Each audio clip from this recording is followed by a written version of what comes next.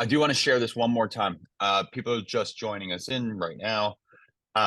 Monday, July 8th, it is the start of BRAINterns Summer 2024.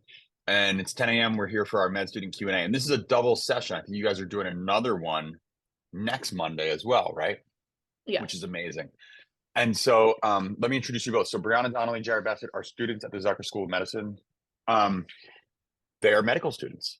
And you guys can have a second to introduce yourselves. But this is right now 150 students signed up to talk to you guys and understand what it's like to be a med student, understand how you got to med school, understand what you do as med students, your day to day, what your goals are, what your dreams are, how are you guys working to achieve that. Were you guys part of this last year? Remind me.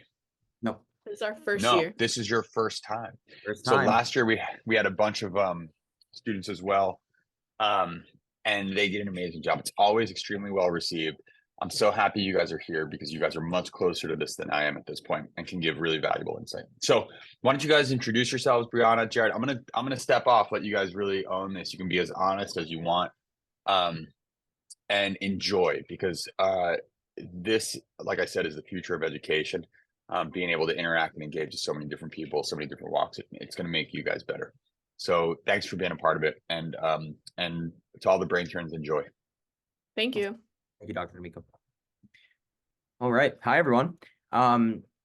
So Brianna and I are both medical students at Zucker, which is Hofstra's medical school. So today we prepared a couple slides. I know we have a bunch of people that are coming in from the undergraduate level, from the high school level. Some people might be medical students in this call. So we tried to give a little bit of information that could be helpful and useful to students at sort of different areas, and with, at different stages of where they are regarding their medical, careers and passions. And so we just have a couple slides today, and then really this is your time to ask us questions and for us to sort of share our experiences. And, I know we have the Q&A function that we can, I think, utilize. So, whatever questions you have regarding anything, whether it's med school, our journeys, feel free to throw them our way. So with that, like I said, we're going to talk about, Brianna and I will share our introductions, our journeys to medicine, what inspired us to go into this field. We'll give a little bit of background on med school applications. And I know there's a lot of high schoolers here, so, thinking about things that you could start doing early in your undergraduate careers is something that was valuable for me when I, was going through the college application process and thinking about how I wanted to, build my resume going, into college.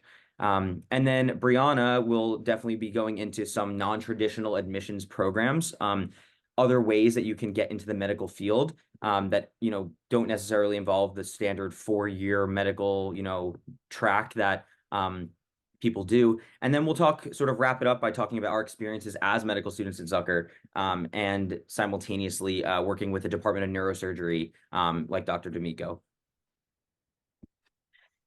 All right. So like Jared said, we're going to talk about our personal journeys into medicine first. So we're both rising second years at the Zucker School of Medicine. And my journey into medicine started in high school. I knew I wanted to do something in medicine, but I wasn't sure exactly what. So I went and I shadowed a whole bunch of different specialties. Only in neuro, though. I kind of knew I wanted to do neuro. So I shadowed stroke neurologists, child neurologists, and then finally a neurosurgeon. And I got to see a craniotomy.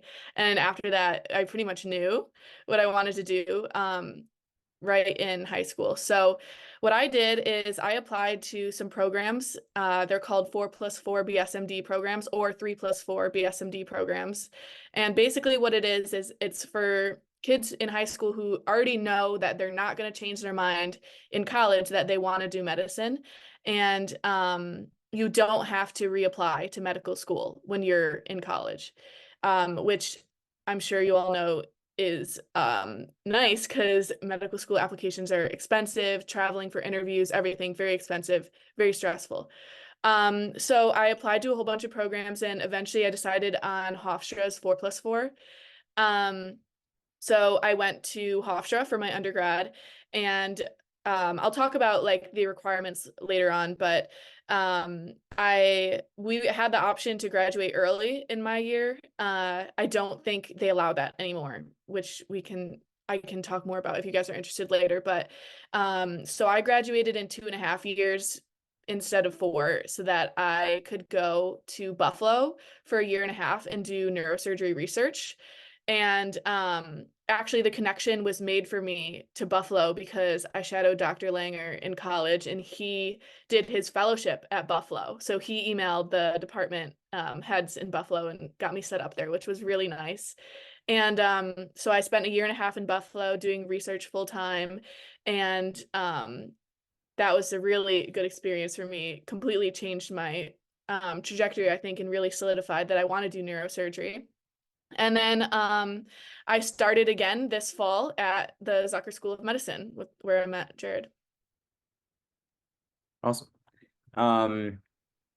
So I did not do a 4+4 program. I went through the sort of standard, I guess, MD admissions process, which I know we're going to go into.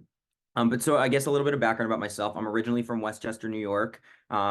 So I guess right now we live in Long Island, Brianna and I, so I guess the other side of the city, if you're familiar with the New York area. And I was always one of those people that knew I wanted to go into medicine. I had a sort of a profound interest in oncology and in cancer biology when I was in high school. And you know, in keeping with that, I was looking for opportunities to get involved with research in high school. And it was around the time I was looking for research opportunities that I suffered a neck injury that temporarily paralyzed my right arm, or at least part of it. It was a brachial plexus injury. And that sort of got me interested in the neuroscience and sort of that realm of medicine. And I had this sort of interest in oncology already and cancer biology. And so I looked for a neuro-oncology lab. And I ended up in high school finding the pediatric neurosurgery team that I used to work with over at Cornell. And that was the team that sort of got me excited about neurosurgery, really introduced me to it, and solidified not only my passion for neurosurgery, but for healing and going into medicine as a whole. And so for undergrad, I went to the University of Pennsylvania. I did not apply to the 4+4s, but in hindsight, that would have been a nice thing to do because I did know I wanted to go into medicine at the time. And I went to Penn for 4 years. And there I did research and I got to get involved with so many different clinical opportunities. And then I actually took a gap year before applying to medical school. So that actually is a very standard thing now that a lot of people do. I would say 70 to 80% of applicants take at least 1 year off between college and medical school. And I think that provides a lot of really unique opportunity for people to explore, their passions or go travel or, get involved with unique work opportunities or research opportunities. And I think that when we look at our class, at least Brianna and I know this pretty well, our class is like a really, really diverse, not only in terms of, the backgrounds that people come in, but also the experiences people have. And I think that that's a really nice thing that, the gap year serves. So if there are any questions about gap years, I can definitely talk about those a little bit later. But for my gap year, I worked for a pharmaceutical company conducting research. And then I applied to med school and here we are. So yeah. So, as I mentioned earlier, I know that there's people sort of calling in from all different spans of academia. So just to give sort of a very high level overview of med school applications, to get you thinking if you're early in college or if you're later in college, some of the things that people take into consideration or admissions reps take into consideration. So when we think about the med school application process, there's really like 2 main components to it. There's the component that is on paper, and then there's the interview component. And it's that component that's on paper, which we sort of wrote out here on the left, that are things you can work on at any stage of your undergraduate career before you apply to medical school.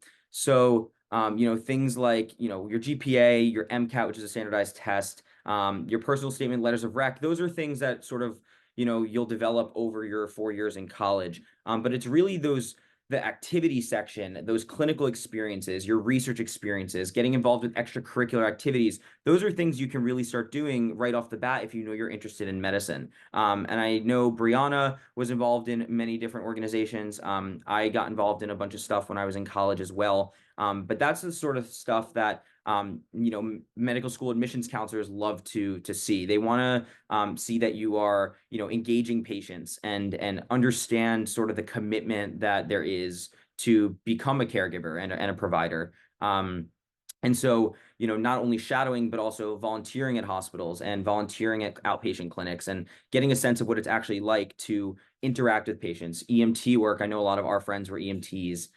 So that's some of the sort of clinical experiences that these admissions counselors look for.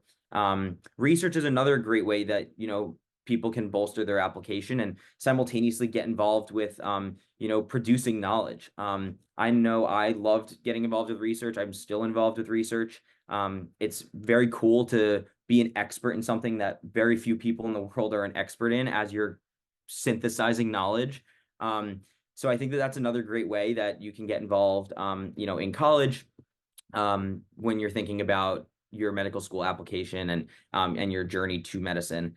And then obviously like the leaderships and getting involved with volunteer organizations, teaching. But really the one point I want to hammer home is there's no one, we put this stuff on the slide because this is, I think, is the tell-all of this is what you need to get into medical school. But really there's not one persona that med schools look for. In fact, they want people to come with passion and to come with experiences that make them unique.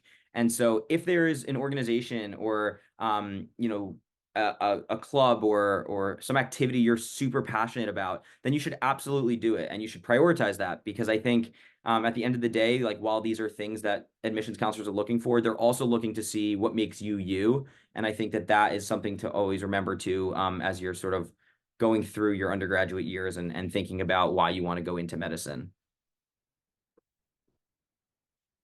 All right, those were some great points about standard admissions. And now I'm going to talk about the different combined degrees that you can do with your MD. So first, there's the MD PhD programs. This is for people who are particularly interested in research and are okay with spending a few extra years in medical school to get your PhD. So at Hofstra, we do have an MD PhD program, and you spend, after your first 2 years of medical school, which are spent in the classroom, you go into the lab and you do your research for 3 to 6 years. And after that, you come back and you do your rotations for the second 2 years of medical school. And so, yeah, you get NIH funding, hopefully, and they are very competitive, but it's worth it if you want both that MD and PhD next to your name. And then we don't have this on the slide, but there's also MD MBA in a lot of medical schools, and that's for people who are interested in business and maybe in hospital administration and those kinds of pathways in medicine.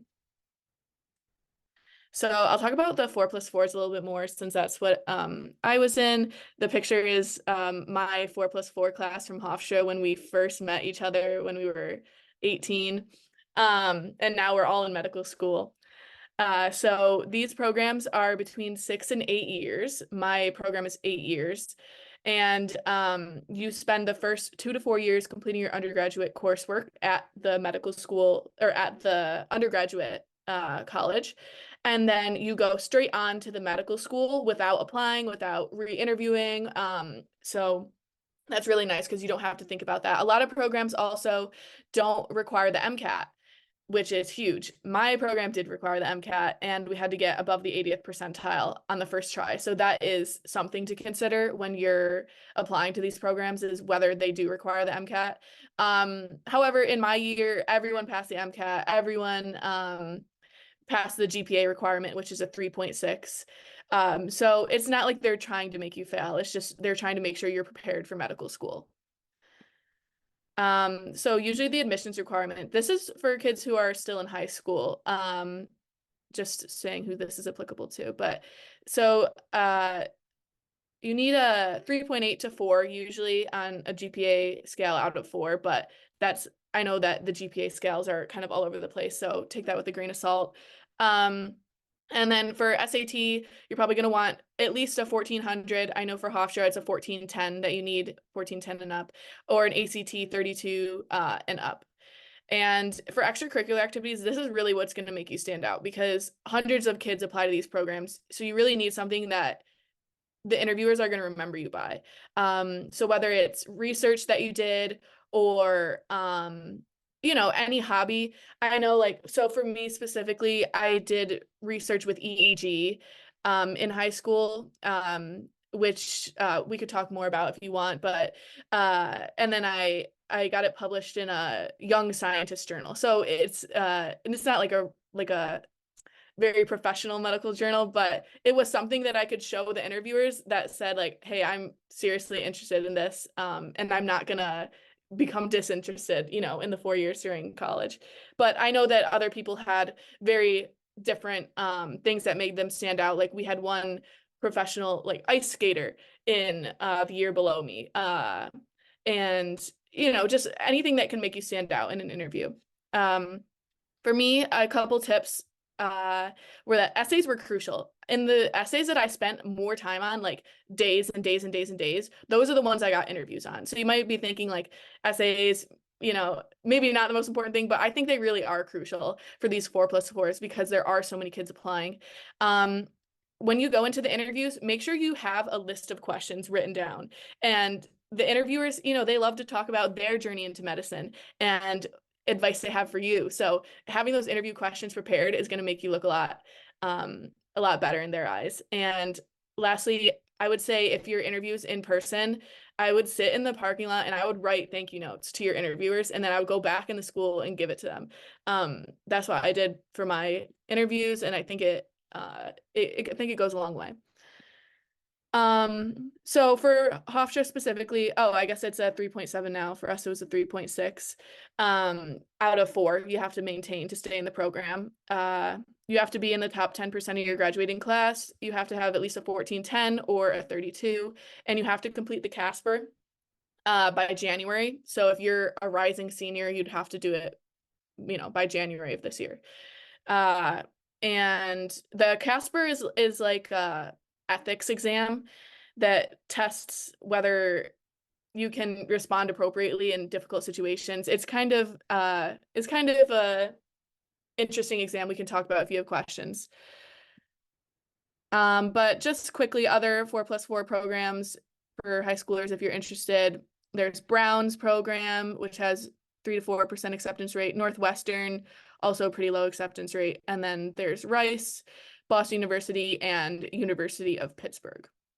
So yeah, after our presentation, let me know if you guys have any other questions about 4+4 programs. Awesome. So yeah, for sort of the rest of the talk today, we're here to answer any questions you have. We could talk a little bit about our experience, as first-year medical students, and with the Department of Neurosurgery. So I guess for me, one of the things I didn't realize when coming to medical school was how deeply involved you actually are in patient care. It's your first 2 years, I think the standard across the country has always been, you're in the classroom for 2 years and then you're in the clinic for 2 years. A lot of programs are now starting to move away from that sort of traditional way of doing things. And now they're starting to integrate more early clinical experiences into the curriculum for students. They're starting to change the curriculums and make them more case-based and small group learning, which Brianna and I are too familiar with. We have something at Hofstra at Zucker called the Pearls curriculum, which is actually us self-teaching ourselves, pretty intense medical material based on cases. So we actually take the cases, we figure out what we want to get out of the cases, we go home, we research, and then we discuss in sort of a round table setting. And that's 3 times a week. So I'd like to think we've gotten pretty comfortable with that sort of style of learning. But so sort of getting back to what I was talking about with regards to that early clinical exposure, I think it really, for me at least, made med school feel more like I was contributing to to medicine, if that makes sense. As part of our curriculum, we actually have to go and do outpatient medicine rotations, outpatient OB-GYN rotations, and outpatient surgery, inpatient surgery rotations, where we actually are scrub certified as first-year med students and get to scrub in on surgeries and help in the surgeries, obviously with things that med students are allowed to assist with.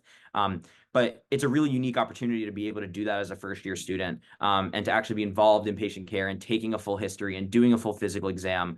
I know for me, by the time January hit, Hofstra puts a nice emphasis on learning the full physical and history early, so that when, the new year started for me, I was able to actually take a full patient history, do a full physical exam, report my findings, come up with a differential diagnosis, and then, inform treatment plans sort of on my own. And I think that that's a really nice feature of being able to go to programs that have early clinical experiences, to get you, prepared for what life might be like as a future physician. So I guess I talked a little bit about the clinical sort of side of it. I don't know if Brianna, you want to talk about maybe some of the curricular stuff. Yeah. So at Hofstra specifically, all of our classes are in person and mandatory.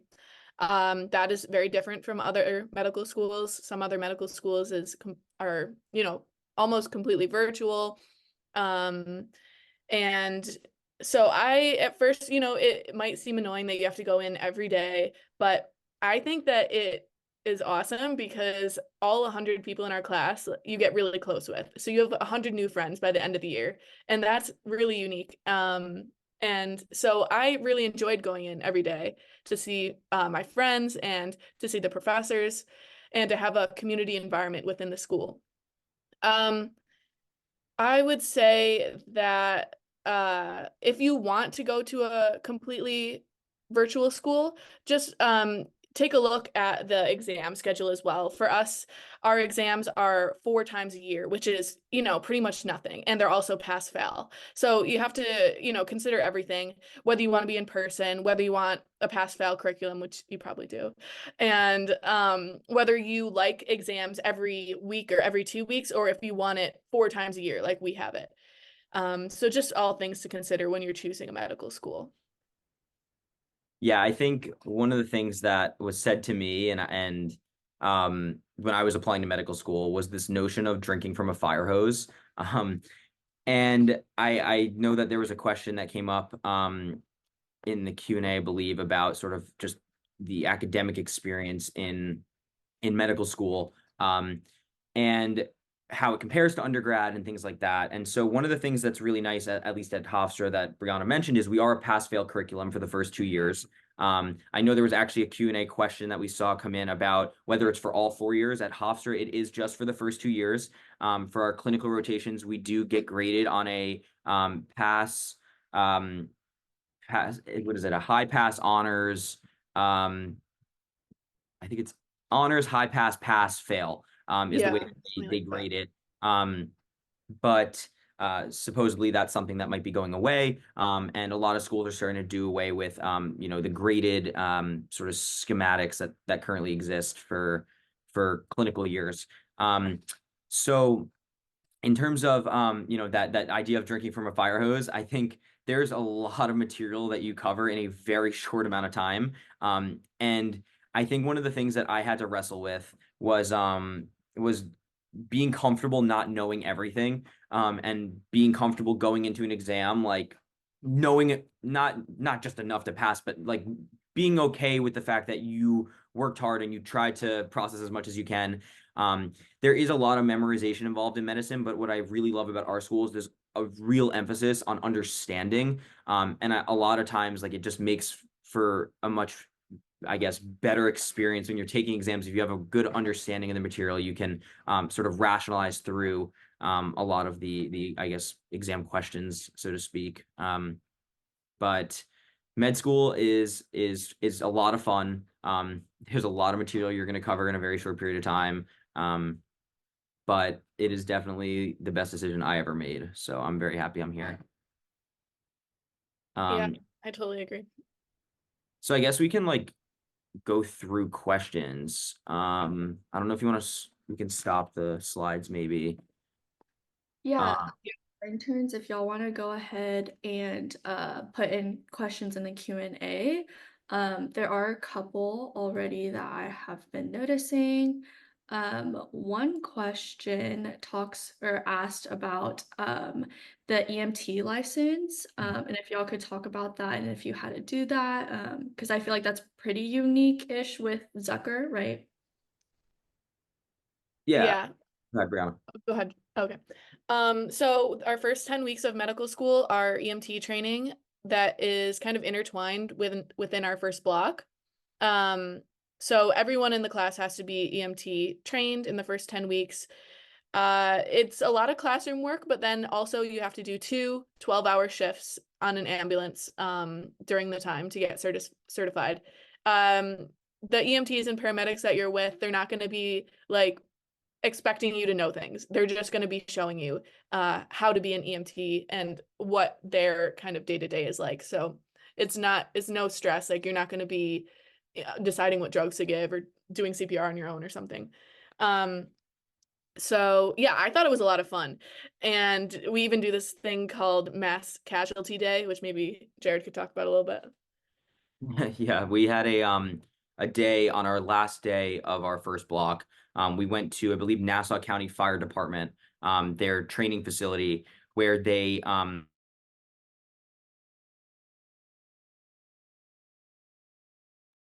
EMTs, and I think we simulated a train derailment. They actually had a Long Island Railroad train that was like on its side that we were able to like go through, and they filled it with smoke, and it made it like very realistic.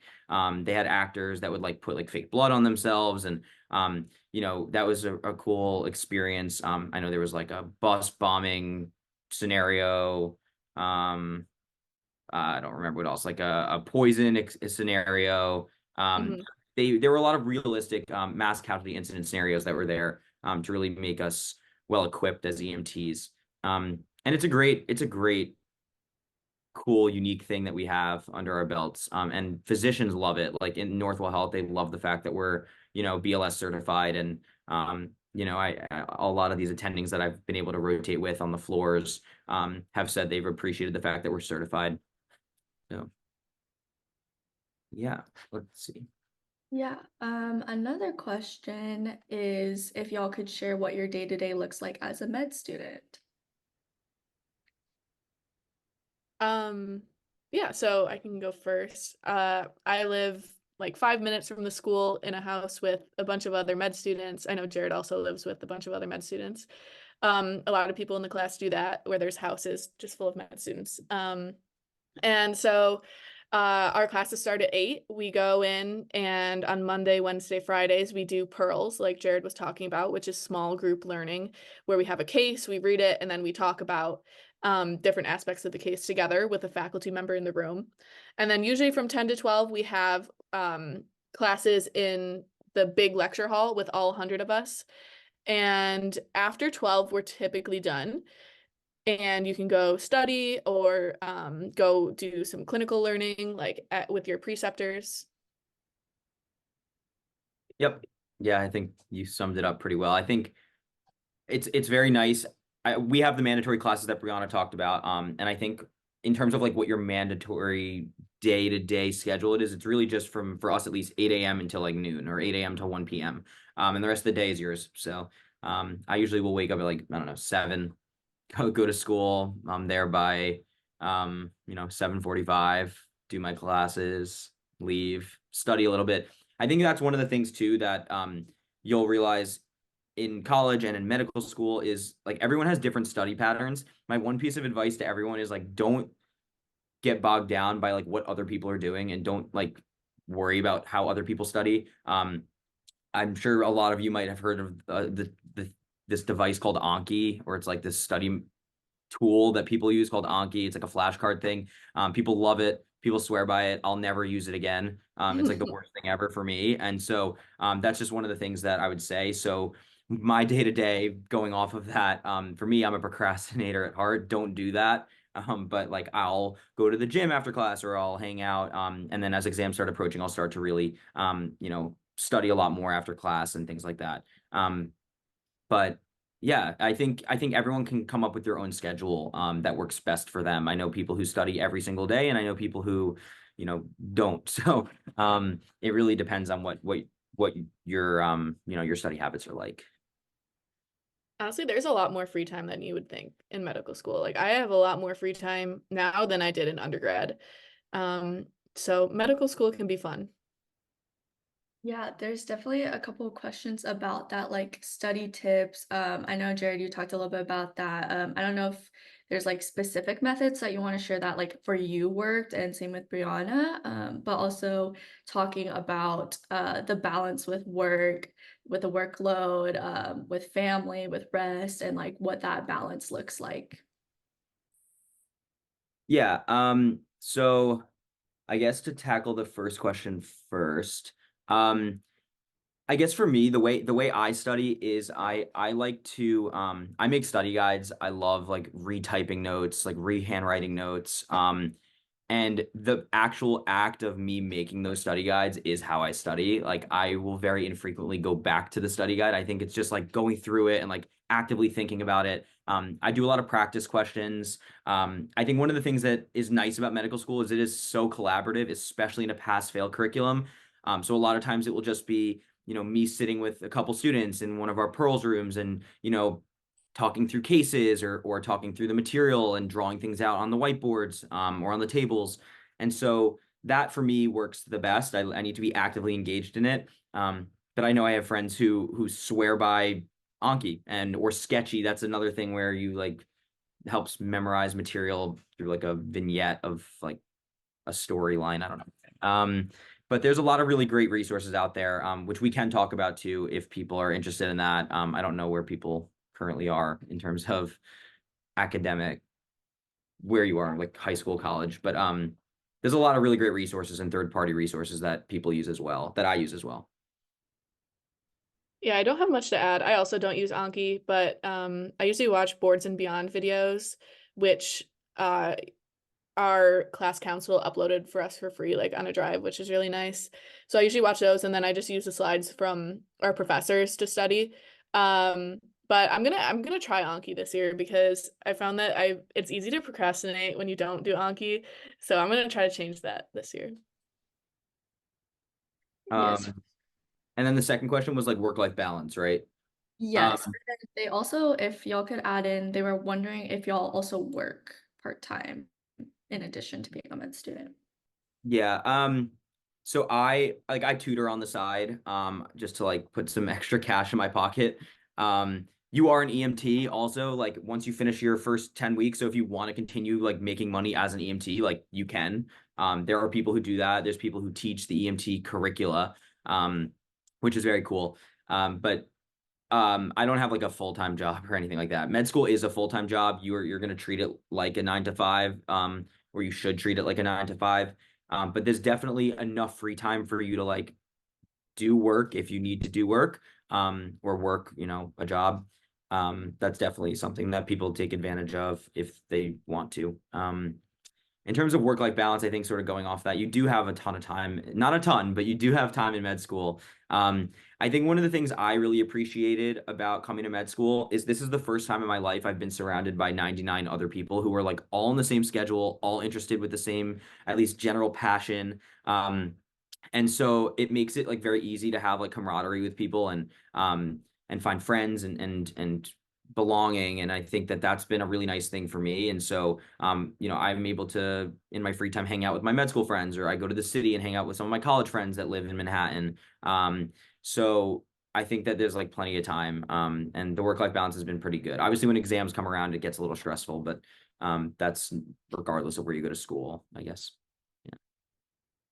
Yeah, I completely agree. I certainly know people in our class who they have it down. Like they don't work past 5 p.m. and they don't work on the weekends, but they really study from like when we get out of class at 12 until 5. So if you're very disciplined, you can make this whatever you want it to be for medical school, whatever schedule you want.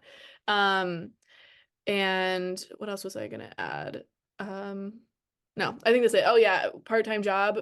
Yeah, I don't know many people that work jobs besides like tutoring, EMT, and maybe like this summer, everyone in our class gets paid for research, which is really nice. We all get $2,500 to do research at Northwell.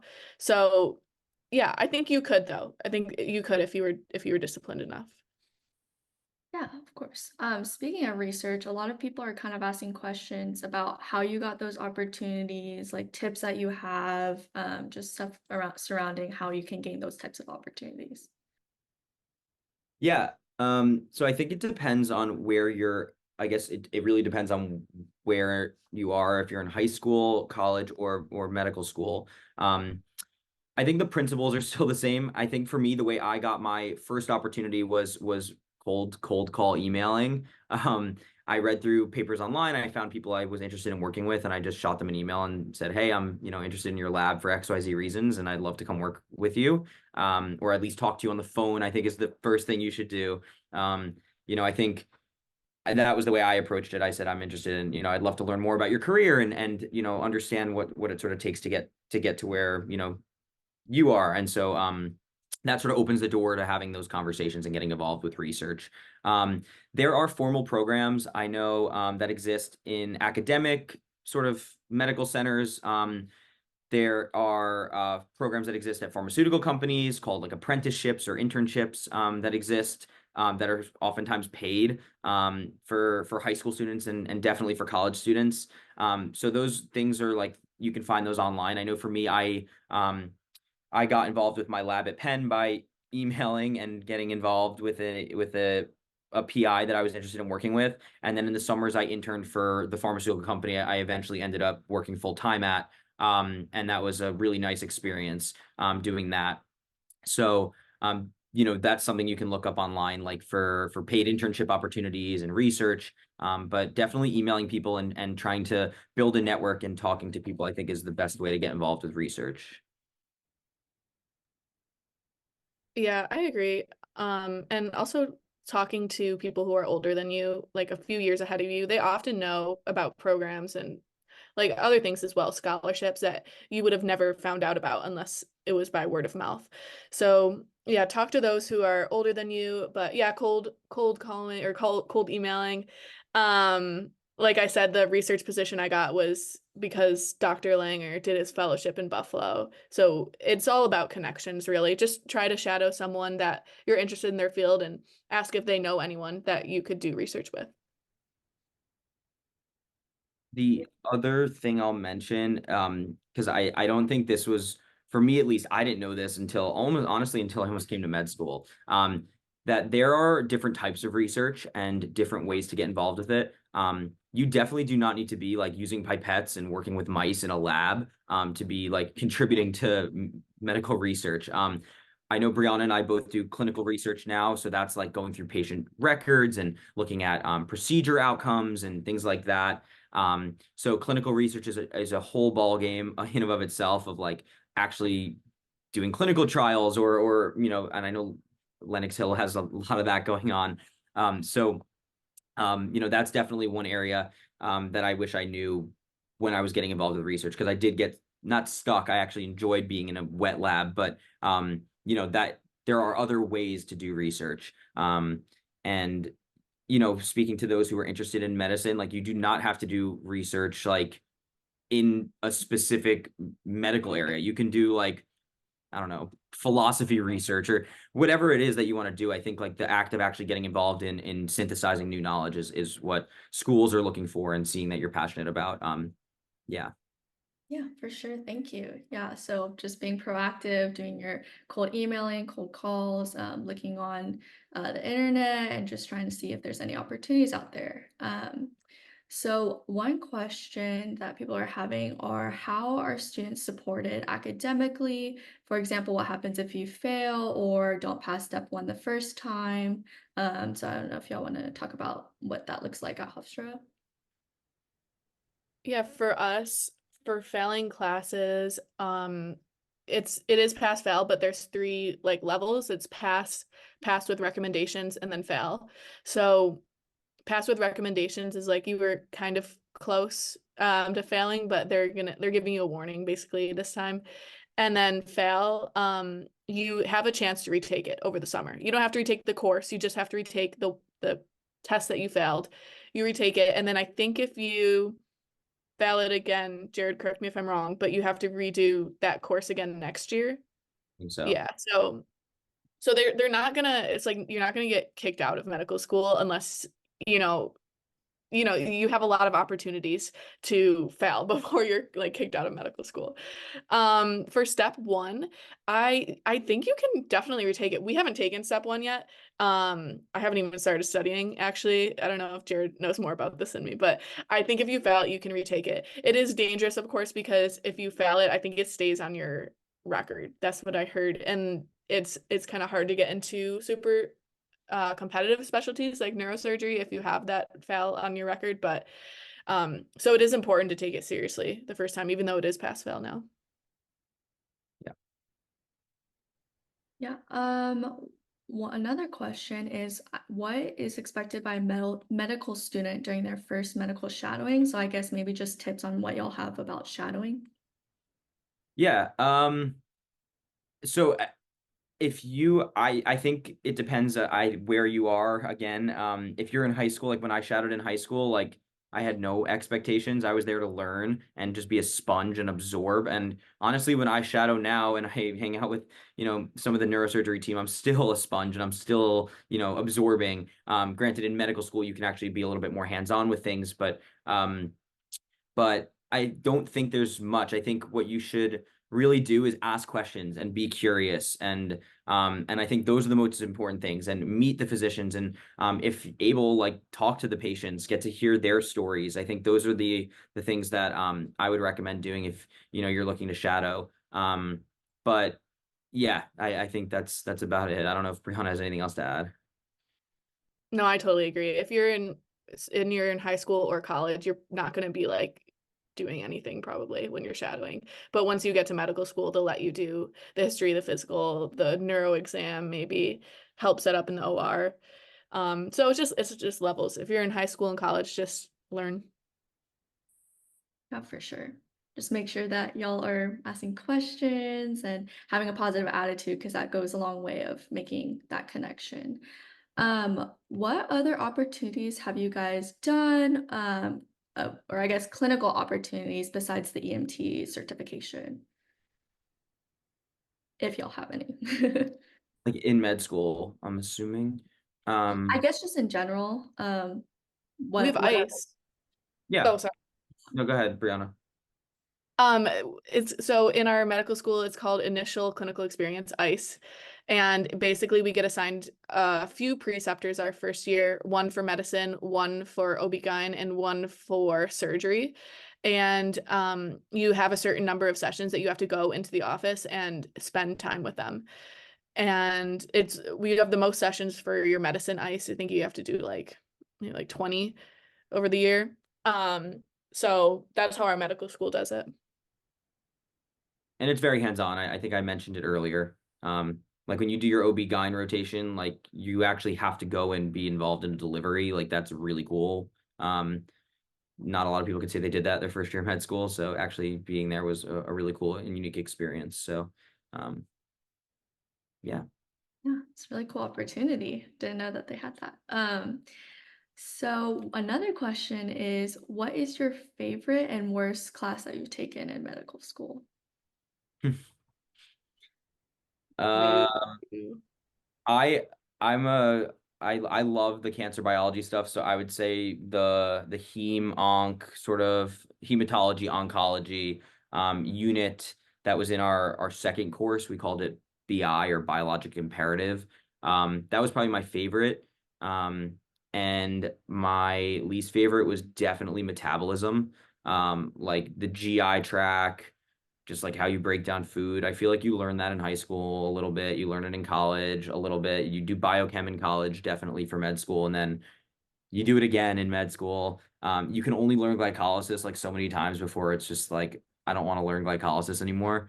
And it'll come up again when we start studying for step 1, and probably again for step 2. And I'm sure on the oral boards in 15 years, it'll be on there. But that was definitely my least favorite. I do not like metabolism. I'm gonna second that. I hated metabolism and GI. I thought that whole block was bad. But not bad. I just didn't like the material.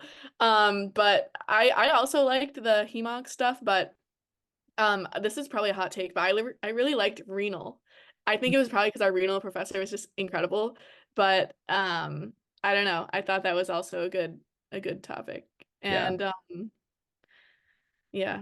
It's interesting because we don't have like classes in medical school. It's more like a block where they lecture in no specific like class order or anything. It's just everything is thrown at you at once. So it's kind of more like topics, you know. I think the way we actually, so Brianna and I are both interested in neurosurgery, and we didn't say neuro because we haven't taken neuro yet. So Yeah. that's second year.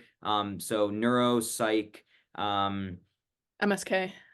yeah, musculoskeletal and like derm and immunology is all Yeah. like our. So we've covered like cardiology, kidneys, you know, GI, that sort of stuff already. So yeah. Yeah, somebody's chiming in that renal is fun to learn about. So Yes. while you're out there. One good question I see is what was the criteria that y'all had when you were applying and choosing medical schools? Ooh.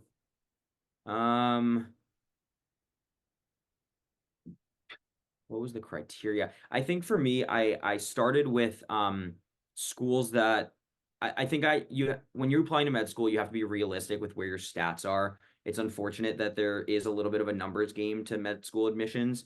But like looking at the average MCAT and the average GPA and seeing where you stand, and whether that school is a fit for you.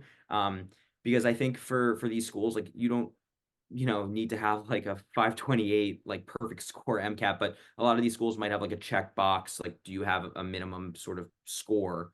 And you can sort of gauge that based on the average accepted scores. But I think for me that was like the starting point, like what schools was I able to apply to? I was definitely location heavy. I at least for medical school, I was very interested in being in the Northeast, or on the East Coast at least. And I think that was the same for college as well. And so that was important to me. Pass fail curricula was like a must. I was not going to a school that didn't have a pass fail first 2 years. That's like a big recommendation to everyone, go to a pass fail school. And most of them are. I would say like 99% of med schools now are like pass fail, or if not going. And what else? Early clinical experiences, access to Northwell Health for me. Like I really loved Zucker, and I'm very happy I ended up here. Like Northwell Health is a behemoth of a medical system, so you have access to just like an unbelievable amount of opportunities, research, clinical. I mean, there are what, 2 people in our class or 3 people in our class interested in neurosurgery, and like 50 neurosurgical attendings, and Yeah. almost 25 residents that are all like right here, and that's just like for us to like interact with. So there are just like ample opportunities and really good clinical experiences. So that was something I looked for in med schools. Work-life balance was a big thing for me.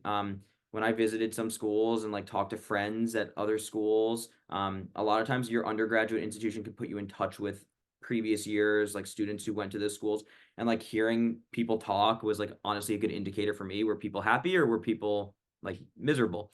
And at Zucker, everyone seems super happy, so that was important for me. I don't know what else I'm missing.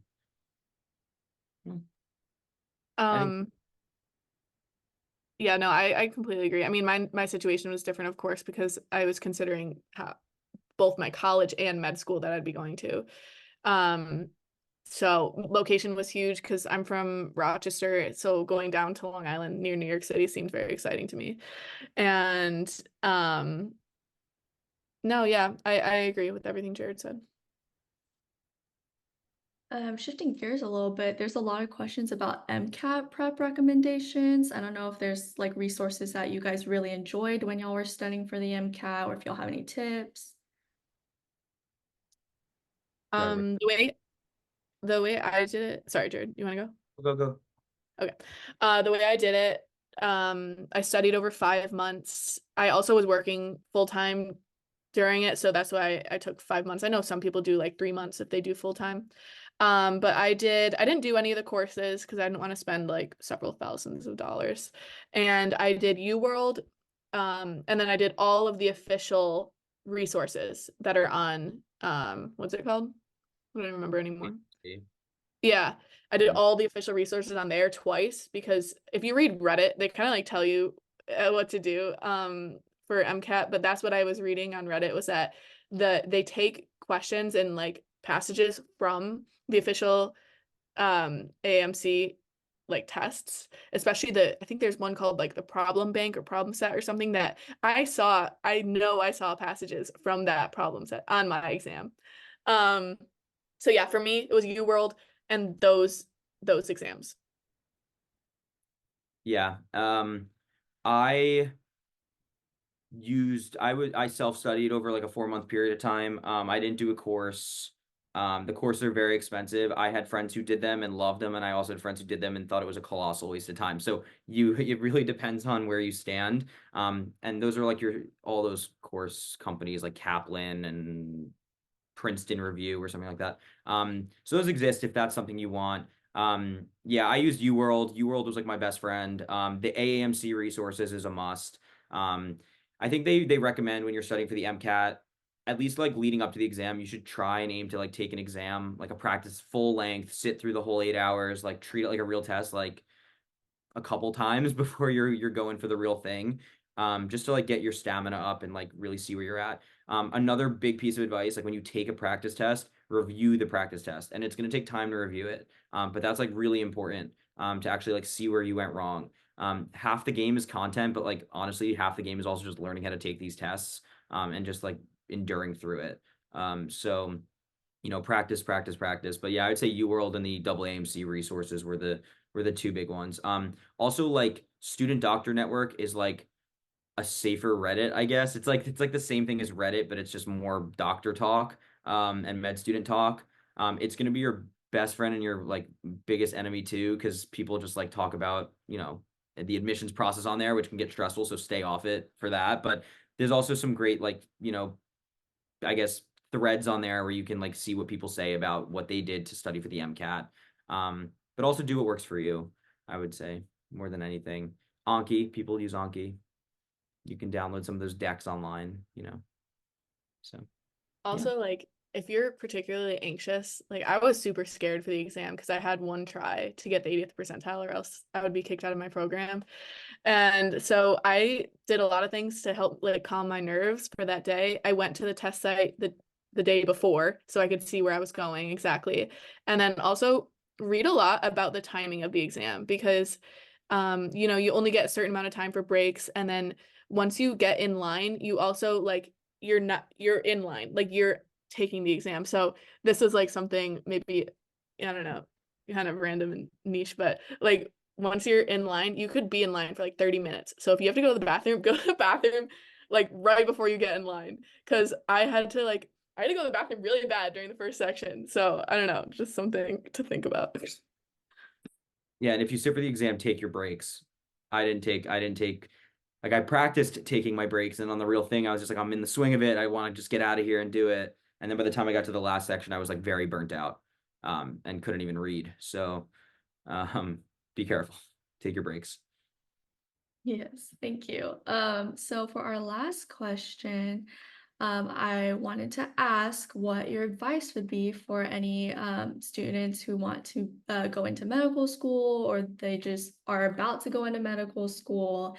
Just, I guess, your advice on that.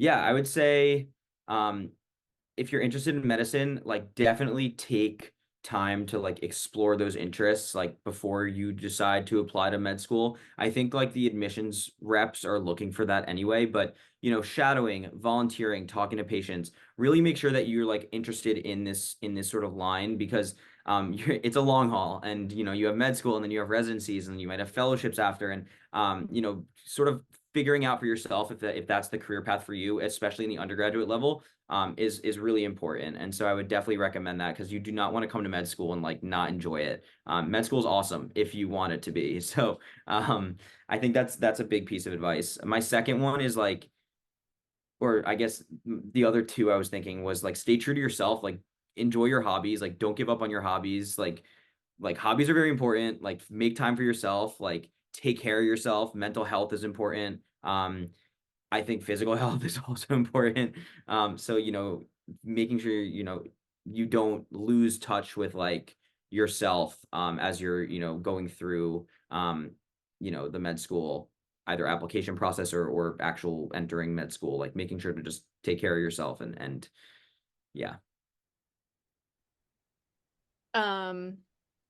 Yeah, I completely agree. Sorry, my internet cut out there a little bit while you're reading the question, but yeah, I would say I've heard a lot of people say don't do medicine if you like anything else, because medicine is so hard and it will, like, you know, take a lot of your free time throughout your life. But I also was gonna maybe go into music when I was in high school, and I heard musicians say that, like, don't go into music if you like anything else. So I think people say that about a lot of careers. So if you like medicine, you should pursue it. Yeah, thank you guys so much for joining us today and taking time. If everybody could say thank you, because they took time this morning to join us and answer all your questions. Yeah, Brianna and Jared, thanks so much. It's 5 minutes too. We can take another quick break before the next one, who I think is me. But it's always great to hear you guys, you know, in the thick of it, giving positive information, and still liking what you do, despite how much harder it is where you guys are. So appreciate your time. We'll see everyone in 4 minutes. Thanks, everyone. That's the BRAINterns, everyone. Thanks.